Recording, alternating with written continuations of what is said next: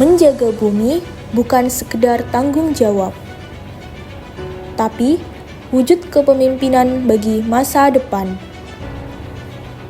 Di tengah meningkatnya persoalan lingkungan, generasi muda Indonesia ditantang untuk lebih peduli, berpikir kritis, dan bertindak nyata dalam mengelola sampah. Melalui langkah kecil dan kesadaran bersama, pengelolaan sampah dapat menjadi gerakan besar untuk menyelamatkan generasi mendatang. Dalam podcast kali ini, kita akan membahas bagaimana kepedulian lingkungan bisa dimulai dari diri sendiri, demi bumi yang lebih bersih, sehat, dan berkelanjutan.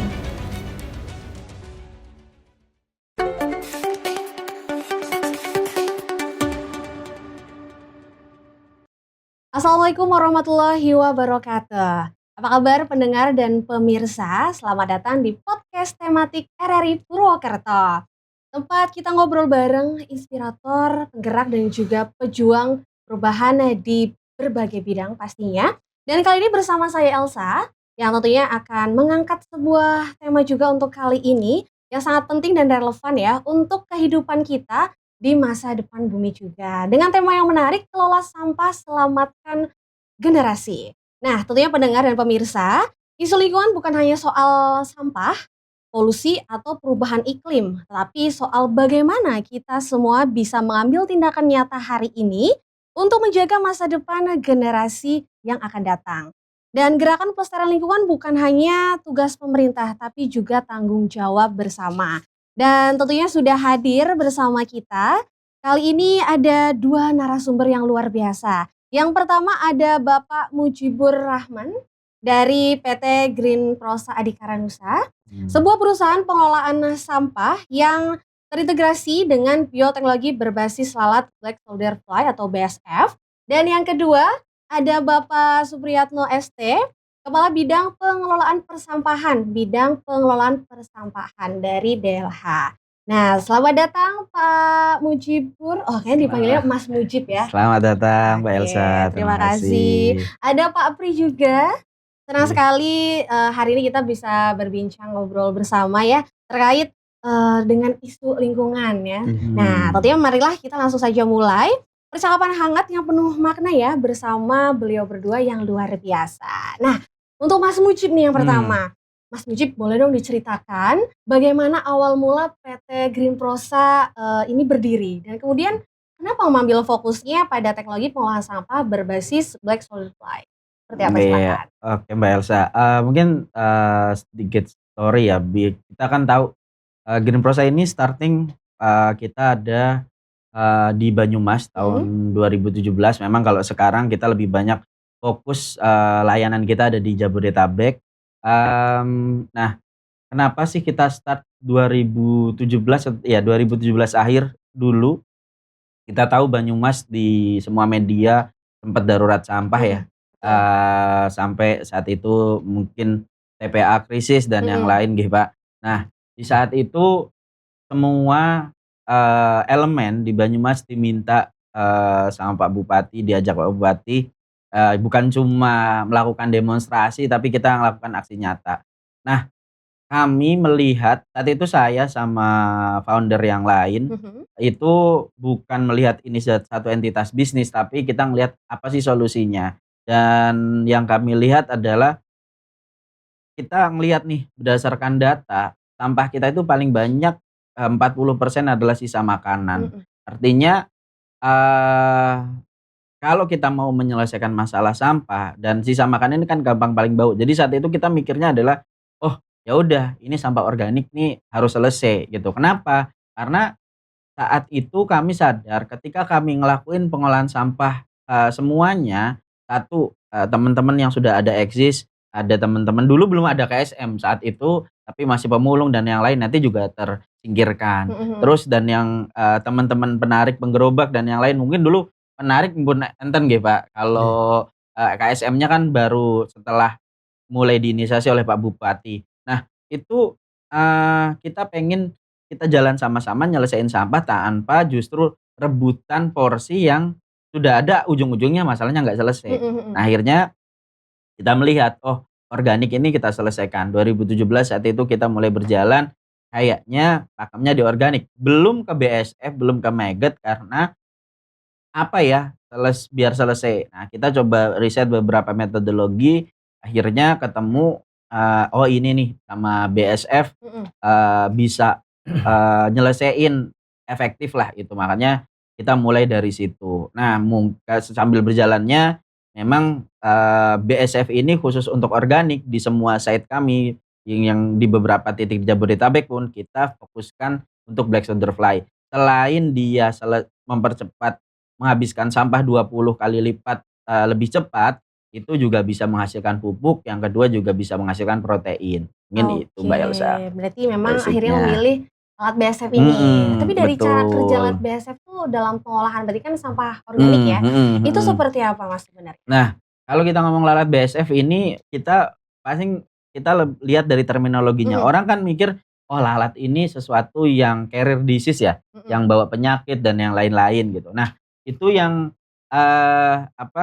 lalat BASF ini satu hal yang berbeda atau dia spesies lalat yang berbeda di antara lalat-lalat lainnya.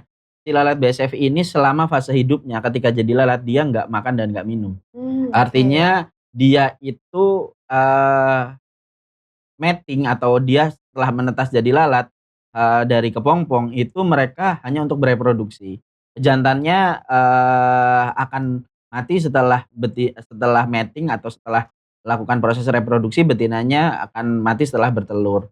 Jadi nggak akan carrier disease dan dia makannya sangat cepat, ngabisin sampah organik sehingga dia prosesnya sebenarnya bukan makan yang kayak kita bayangkan makan dikunyah gitu ya. Tapi dia lebih prosesnya menyedot intisarinya dari sampah organik. Sehingga sampah organik kan kalau misalnya kita biarin, kalau dari teman-teman TPST kita biarin tanpa langsung dikasihkan ke BASF itu pasti akan ada proses lindi.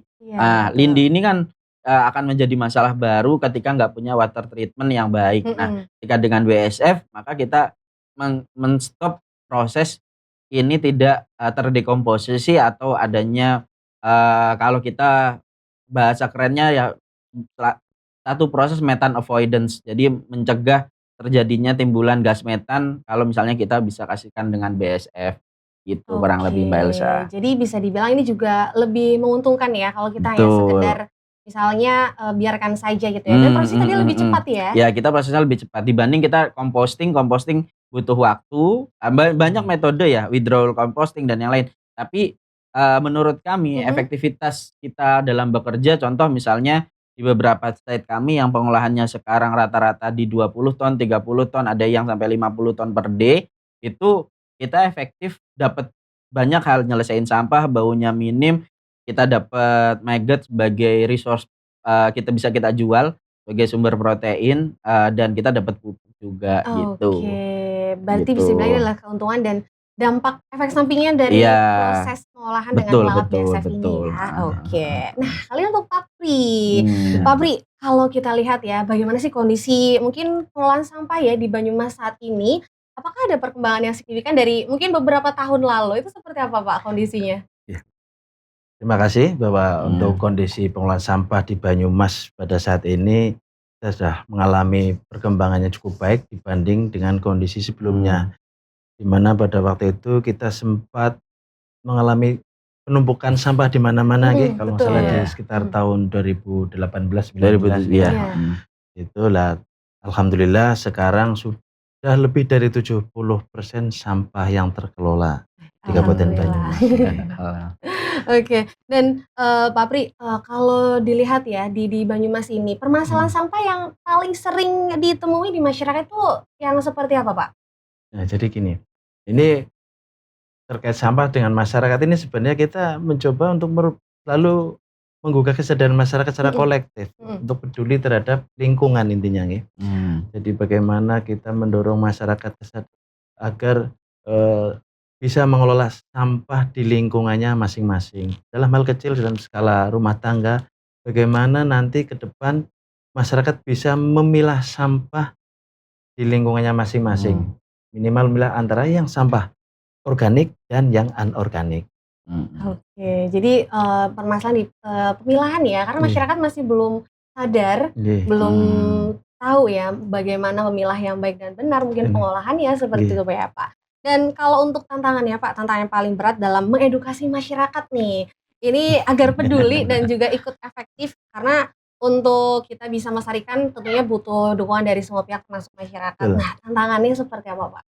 Ini tantangan ke depan kita selalu mencoba untuk selalu memberikan edukasi, baik berupa sosialisasi yang kita lakukan kepada masyarakat melalui media sosial ataupun secara langsung dengan masyarakat berinteraksi langsung. Kita juga di sini melibatkan semua elemen yang ada, baik dari generasi muda, kemudian dari perguruan tinggi maupun pihak swasta ataupun komunitas-komunitas yang ada yang peduli dengan lingkungan gitu. Oke, jadi melibatkan semua pihak ya Iya. Pak. Baik. Nah, Mas Mujib, ini tadi kan sudah disampaikan ya tentang penggunaan alat BSF ya untuk pengolahan sampah organik. Nah, sejauh ini untuk respon masyarakatnya seperti apa Mas terhadap teknologi pengolahan sampah menggunakan BSF yang sedang dikembangkan? Oh iya, kalau di level masyarakat pastinya ketika kita ngomong maggot ya, atau apapun pasti perspektifnya nih perspektif orang yang belum ngerti, pasti mereka mikirnya ini ya pada seperti lalat umumnya lah, akan ganggu, akan ini dan yang lain. Bahkan bau dan yang lainnya.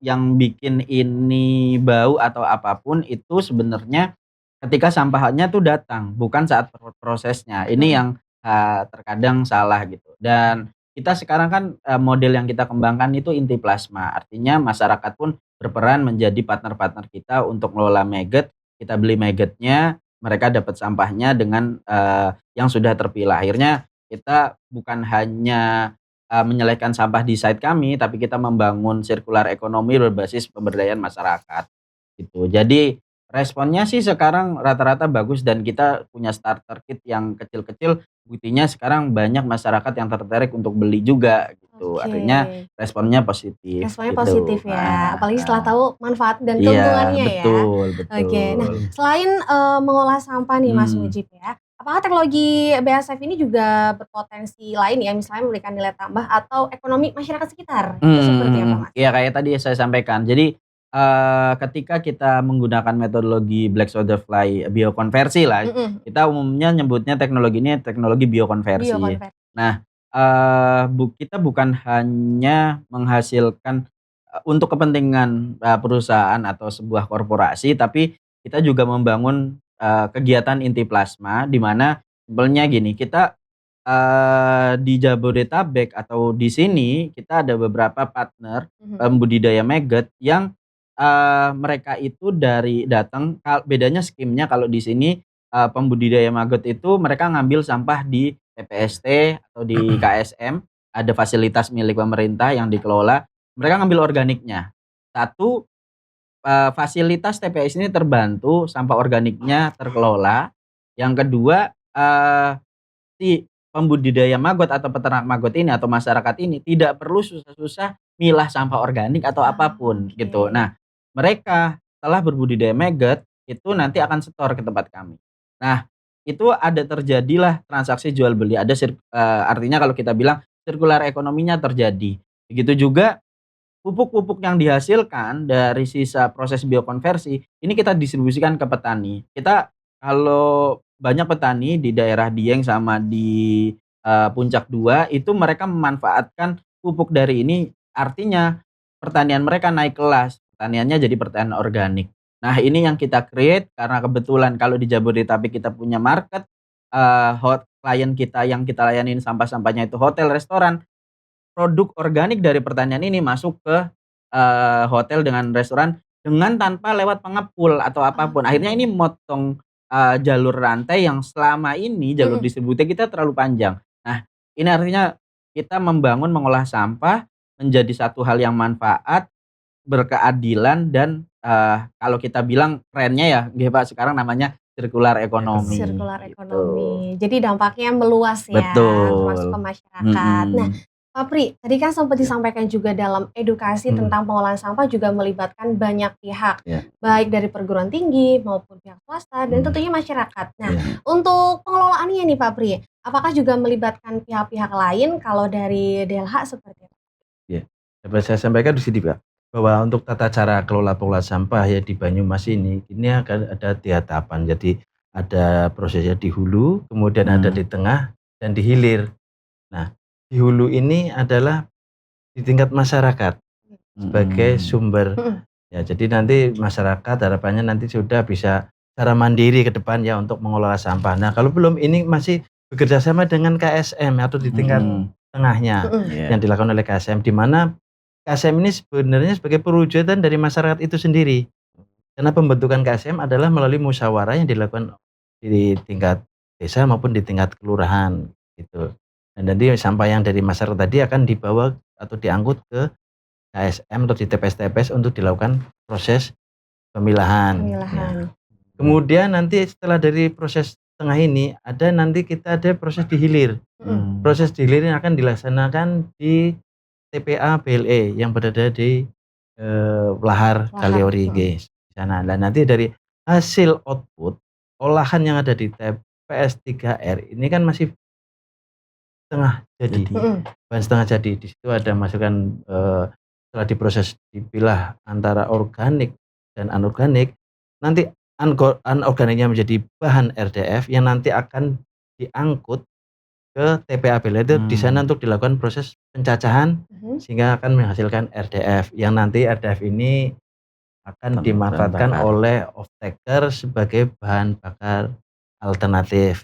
Kemudian yang organiknya akan menjadi bursam solusinya. Nah, bursam ini yang nanti akan bisa dimanfaatkan sebagai untuk pembuatan media maggot dan kompos tentunya. Lah tadi sudah disampaikan oleh Saudara Mujib ini maggot. Nah, media maggot ini adalah produk dari KSM yang ada. Tadi sudah disebutkan sama beliau bahwa nanti kerjasamanya adalah untuk mengembangkan atau memproduksi maggot menggunakan bahan makanan yang sudah tersedia di TPS-TPS yang ada di Banyumas seperti itu. Oke, jadi saling terintegrasi ya Pak ya, betul. Jadi alurnya dari masyarakat sampai ke KSM terus nanti juga ada pengolahannya juga gitu ya Pak ya, betul. Nah, lalu bagaimana dukungan pemerintah nih terhadap pemerintah daerah terutama terhadap inovasi-inovasi baru dalam pengelolaan sampah agar bisa lebih cepat diterapkan di masyarakat, seperti apa Pak? Nah, tentunya kita sebagai pemerintah dalam pemerintah daerah selalu mendukung upaya-upaya untuk proses pengolahan yang lebih baik ke depan termasuk ada inovasi baik inovasi peralatan atau metode atau tata cara pengolahannya seperti itu. Jadi di sini dalam tata cara kelola yang dikebut sebenarnya pemerintah bertugas sebagai regulator dan fasilitator, sedangkan masyarakat yang bertugas sebagai operatornya, Mbak Elsa di sini. Jadi kita mendorong upaya-upaya yang ada dilakukan masyarakat secara luas lah. Kita mendukung dari sisi regulasi maupun dengan sisi fasilitasi yang kita siapkan seperti itu. Oke, baik seperti yang tadi disampaikan pemerintah sebagai regulator dan juga fasilitator. Tentunya sangat mendukung adanya inovasi-inovasi baru untuk pengolahan sampah yang ada seperti Pak. Baik, nah ini kan kita melihat ya untuk di era sekarang ini generasi-generasi muda kalau kita melihat di media sosial mungkin udah ada yang mulai ini ya lebih sadar ya karena kan di media sosial cukup berpengaruh seperti itu. Nah, ini mungkin menurut Mas Mujib peran generasi muda dalam mendorong gerakan pelestarian lingkungan agar benar-benar menjadi budaya ya, itu seperti apa peran generasi muda ya? Oke, ya kalau kita ngomong generasi muda ya Mbak Elsa, perannya sebenarnya cukup vital karena aktivitas lingkungan ini sekarang sangat ditopang justru dari teman-teman generasi muda untuk membantu mengingatkan. Kenapa? Karena campaign-campaign yang terjadi mungkin kalau generasi, mohon maaf, kalau generasi boomer, generasi milenial lama gitu dari zaman dahulu kala, kalau saya bilang zaman dahulu kala ngomongin masalah sampah itu isunya nggak ada, karena isunya yang penting makan dulu gitu. Iya, Nah kalau sekarang beda gitu. Kalau sekarang isunya tuh sebenarnya kerasa banget lingkungan kita semakin panas dan yang lain.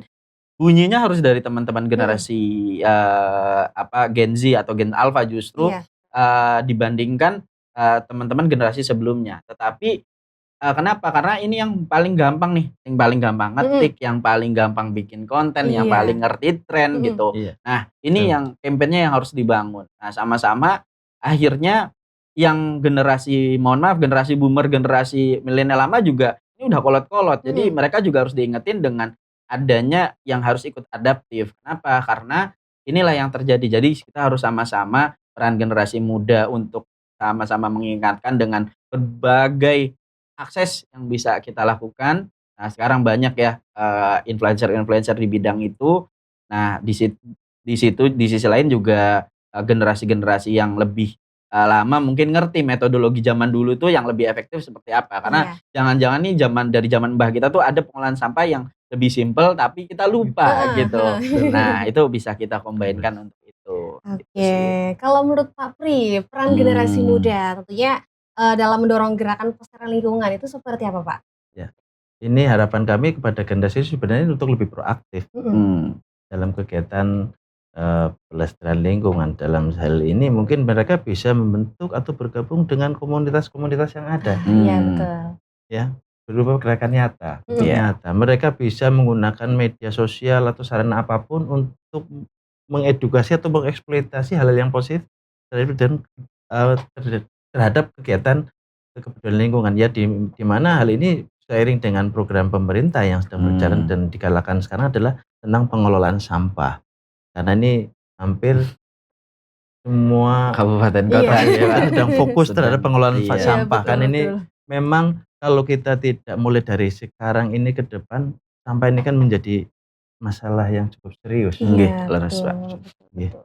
Jadi mulai dari sekarang harapan saya kepada generasi mulai untuk bergerak Mhm. secara nyata dalam kepedulian lingkungan, terutama menjaga kebersihan lingkungan masing-masing. Mhm. Iya. Iya. Buanglah sampah pada tempatnya. Ya, itu paling gampang. Mhm. Sebenarnya itu harus dimulai dari diri kita Mhm.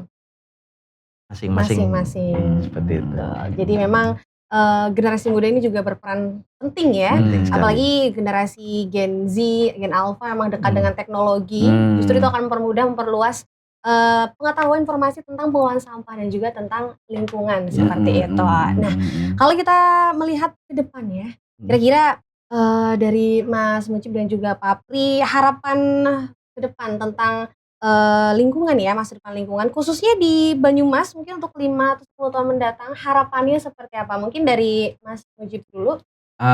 Ya kalau saya sebagai, salah satu apa, yang saya hidup di Banyumas cukup lama, saya bukan asli Banyumas tapi mungkin Purwokerto, Banyumas dan Purwokerto adalah kota yang selalu kita pengen pulang ya. Nah, harapannya 5 sampai 10 tahun ke depan, aktivitas baik yang sekarang sudah berjalan itu bisa semakin lebih, apa ya, hidup karena semua elemen berperan, baik dari semua generasi. Kenapa? Karena ketika sekarang, yang melakukan adalah generasi-generasi, kalau ngomong yang di lapangan, di TPST, di KSM ini kan rata-rata generasinya generasi, lama ya Iya, atau iya. kita bilang. Nah, justru perlu ada peran aktif seperti, kata, Bapak, kita tuh harus ngelakuin ini peran aktif dari generasi muda untuk bisa ada replacement, ada pergantian. Ketika nanti 5 tahun, 10 tahun lagi nggak ada pergantian,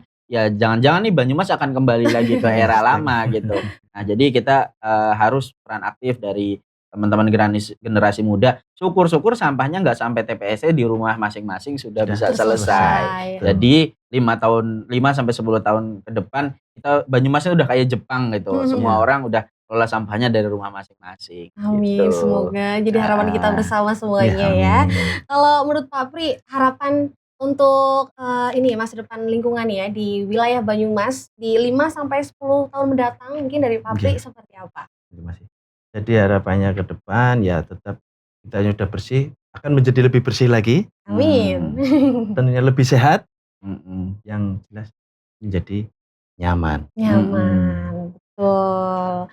Karena Purwokerto jadi tempat nyaman untuk pulang. Betul. Jadi kalau misalnya dari masyarakatnya, dari generasi mudanya peduli, tentu akan selalu menjadi tempat nyaman untuk pulang seperti ya Pak ya. begitu. Karena seperti yang tadi Mas Mujib sampaikan juga, peran pemuda itu sangat penting apalagi di era sekarang. Dan seperti yang Pak Pri sampaikan juga, anak-anak muda harus proaktif ya. Tidak hanya mungkin mengikuti isunya saja, tapi juga ikut beraksi ya. Betul. Ikut komunitas ataupun kegiatan. Karena untuk di Purwokerto sendiri, saya rasa banyak juga anak-anak muda yang membuat sebuah komunitas-komunitas yang tentunya bergerak di bidang lingkungan, dan ini menjadi hal baik, kabar baik untuk kita semuanya. Kalau masih ada harapan masyarakat Banyumas yang muda-muda ini juga tertarik untuk mencintai lingkungan lebih dalam lagi pastinya. Nah, tentunya pesan kali ini untuk disampaikan kepada masyarakat, khususnya generasi muda agar lebih peduli untuk menjaga lingkungan. Mungkin dari Pak Pri seperti apa pesan untuk generasi muda?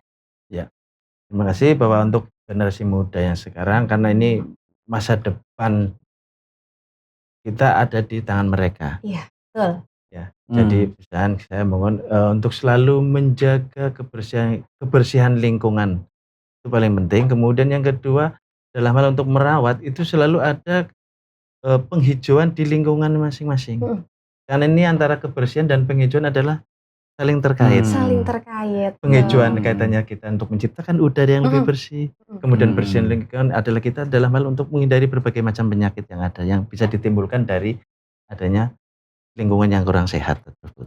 Seperti itu. Oke, baik. Kalau dari Mas Mujib berkaitan dengan generasi muda, pesan-pesan yang harus disampaikan biar generasi muda ini lebih aware, lebih sadar tentang kesadaran lingkungan, itu seperti apa Mas? Iya, kalau dari perspektif saya, apa yang harus dilakukan teman-teman, pesan saya adalah ayo aksi lebih nyata, kontribusi di lapangan lebih nyata, dan gaungkan lewat sosial mediamu. Gitu saja. Gaungkan lewat sosial mediamu. Nah, mungkin terakhir tips. Nah, ini juga perlu karena kan kadang generasi muda atau lagi generasi Gen Z itu kadang nggak suka yang ribet-ribet. Nah, untuk mencintai lingkungan, untuk mulai peduli terhadap lingkungan, tips-tips apa sih yang sederhana yang mungkin bisa disampaikan juga ke generasi muda untuk mereka bisa mulai mencintai lingkungan? Seperti mungkin dari Mas Mujib, tips sederhananya buat generasi muda. Ya, tips sederhananya sebenarnya simpel. Pertama, lihat dari kalau kita mau biar ribet nggak ribet, kita lihat dari kurangi sampah dari apa yang kita pakai. Artinya dari pakaian nih, pilihlah yang timeless. Nah, timeless ini kan sekarang udah banyak nih, ngetrend juga, oke juga, buat nongkrong juga cantik juga, ganteng juga gitu. Jadi mulai gunakan sesuatu yang dari apapun dari aktivitas kita, tapi yang tidak bolak-balik ganti gitu. Jadi pilihlah yang timeless. Yang kedua, sama simpel nih, sekarang banyak ngetren kurangin aktivitas, misalnya dengan aktivitas minum nih, ya kita bisa mulai bawa pakai tumbler. Simpel. Tumblernya sekarang kan udah banyak deh. Tumbler yang bisa dipamer-pamerin, yang mahal, yang apa, dan yang lain. Nah, itu bisa mulai dari situ. Mungkin itu bisa ngeliat, kece tapi juga ramah lingkungan kan gitu.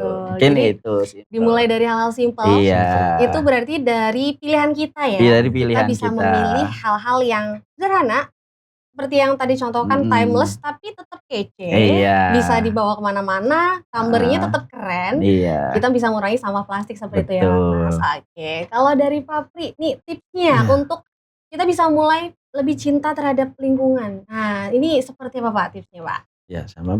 Jadi untuk yang pertama kita harus mulai melakukan kegiatan berupa pengurangan sampah. Mulai dari sana. Tadi sudah disampaikan bahwa salah satunya adalah bagaimana kita cara bisa memilih produk yang tidak akan menjadikan sampah berikutnya. Jadi penggunaan plastik yang secara terukur, pakaian juga secara terukur, dan yang paling dominan ini yang dilakukan oleh sekarang adalah bagaimana kita membatasi konsumsi kita, agar tidak menimbulkan sampah yang berlebihan. Oke, membatasi konsumsi. Jadi kita bijak konsumsi ya. Betul. Sepertinya di media sosial juga sering terjadi tren-tren no buy challenge seperti itu. Jadi buat anak muda kan mungkin kita melihat media sosial kan juga selain buat hiburan, biasanya itu ada tren. Nah ini biasanya pada FOMO ikutan. Tapi ikutilah tren-tren yang bermanfaat baik seperti tadi no buy challenge atau bawa tumblermu seperti itu dan itu ternyata jadi pilihan yang mudah buat kita lakukan sebagai bentuk kita mencintai bumi kita seperti itu ya Mas Pak ya. Betul. Kita makan jangan yang porsi besar, yang penting habis gitu. Makan sampai habis.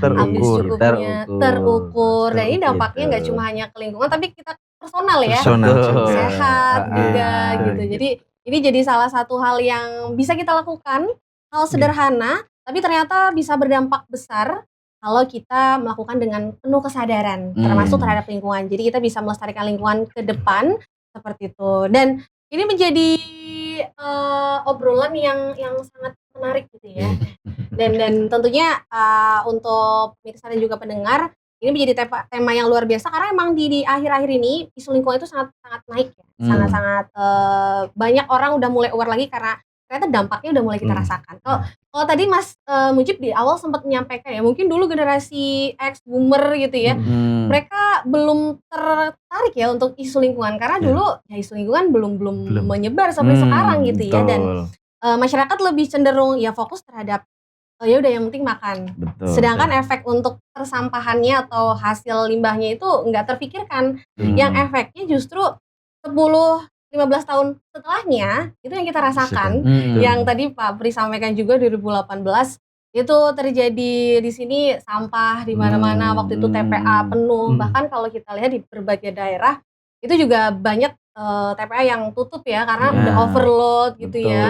Bahkan peristiwa yang memilukan kalau kita tarik ke belakang 2006 di Lewi Gajah yang menutup 2 desa ya bahkan ya, itu kan menjadi hari sampah nasional juga yang tentunya itu menjadi hal yang membuat kita mengingatkan lagi kalau ternyata penting untuk menjaga kelestarian lingkungan seperti itu. Dan kalau kita melihat juga adanya gerakan seperti yang tadi Mas Mujib lakukan, terus juga pemerintah di sini, ini bisa menjadi sarana ya untuk kita terus berkembang bersama. Nah, Pak Pri, kalau dari pemerintah sendiri terbuka nggak untuk kolaborasi misalnya dengan PT Green Prosa ataupun masyarakat ataupun swasta dalam pengelolaan sampah itu seperti apa? Ya, pada prinsipnya kita selalu mendukung upaya-upaya dalam pengelolaan persampahan yang lebih baik dari semua pihak, baik unsur masyarakat maupun swasta semuanya. Karena ini sampah kan bukan hanya masalah pemerintah saja, tapi menjadi tanggung jawab bersama. Seperti itu. Jadi sangat-sangat terbuka ya untuk kolaborasi ya Pak ya. Karena memang untuk menyelesaikan sebuah masalah yang sempat tadi disampaikan juga tidak bisa dilakukan oleh satu pihak saja, harus kolaborasi dengan berbagai pihak termasuk masyarakatnya. Dan ini menjadi PR bersama ya Pak ya, untuk mengedukasi masyarakat termasuk dari pihak-pihak misalnya dari Mas Mujib juga dengan Green Prosa-nya. Ini juga menjadi salah satu titik terang juga. Karena ini menjadi masyarakat tuh ternyata bisa diolah dengan baik gitu, dan bisa bernilai ya, value dan bisa memberikan ekonomi terhadap masyarakat sekitarnya. Jadi memang penting banget untuk berkolaborasi kerjasama termasuk dari pemerintah, pihak swasta untuk memberikan lingkungan yang aman, tentunya di bidang lingkungannya lebih aman ke depannya. Dan tentunya ini luar biasa sekali ya pendengar dan juga pemirsa perbincangan hari ini tentang sampah. Sepertinya kalau kita membahas tentang penanganan sampah ini nggak akan ada habisnya ya. Ini jadi topik yang sangat hangat, sangat menarik hingga saat ini. Makanya perlu juga untuk kita terus mempelajari ya metode-metode atau hal-hal, dan ini menjadi sarana untuk diskusi yang menarik ya. Karena ini menjadi permasalahan yang udah concern yang harus kita selesaikan seperti itu. Dan tentunya luar biasa sekali hari ini. Dari tadi kita sempat membahas tentang inovasi teknologi Black Soldier Fly atau BSF yang ditawarkan oleh PT Green Prosa yang luar biasa, hingga strategi pemerintah juga yang tadi disampaikan oleh Pak Pri mengenai pengelolaan sampah dan juga edukasi masyarakat. Nah, semuanya mengingatkan bahwa tentang pelestarian lingkungan ini adalah tanggung jawab bersama, tidak hanya satu pihak saja. Terima kasih Mas Mujib, tentunya obrolan yang luar biasa kali, Pak Pri. Terima kasih atas insight barunya dari Mas Mujib dan Pak Pri. atas insight dan juga inspirasinya yang luar biasa yang motivasi kita semuanya untuk lebih bertanggung jawab terhadap lingkungan. Amin. Semoga pendengar dan juga pemirsa ini dapat semakin termotivasi ya untuk ikut bergerak karena menjaga bumi bukan pilihan melainkan sebuah keharusan. Betul. Dan sebagai penutup izinkan saya mengutip sebuah kalimat, Green Action hari ini adalah inovasi, adalah investasi untuk green future di masa depan. Jadi apa yang kita lakukan hari ini itu akan berdampak di masa yang akan datang. Saya Elsa pamit undur diri, sampai jumpa di episode berikutnya di podcast tematik RRI Purwokerto. Wassalamualaikum warahmatullahi wabarakatuh.